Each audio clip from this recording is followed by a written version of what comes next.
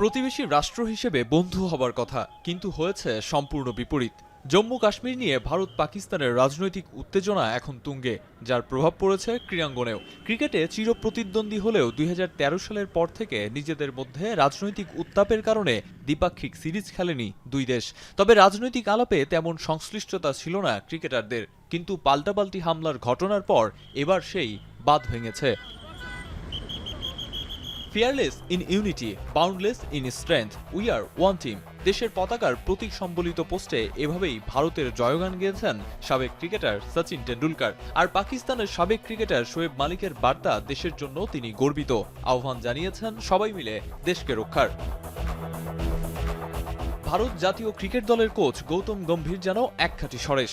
জম্মু কাশ্মীরে জঙ্গিবাদের অভিযোগ এনে পাকিস্তানের সঙ্গে সকল ক্রিকেটীয় সম্পর্ক ছিন্ন করার তাগিদ দিয়েছেন তিনি। আর দেশকে প্রাণের চেয়েও প্রিয় উল্লেখ করে ফেসবুকে পোস্ট করেছেন রাউলপিন্ডি এক্সপ্রেস খ্যাত শোয়েব আক্তার।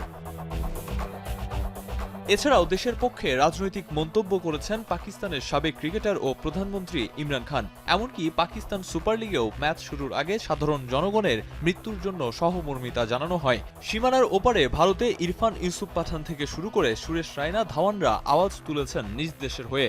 এর মধ্যে আবার বীরেন্দর সেহওয়াগের স্ট্যাটাসে ধর্মের বিষয়টি স্পষ্ট। যার যার দেশ নিয়ে ক্রিকেটাররা স্ট্যাটাস বা মন্তব্য করেছেন বটে, তবে দুই দেশে বহু জনপ্রিয় ক্রিকেটার থাকার পরেও যুদ্ধ বন্ধের ডাক দেননি কেউ।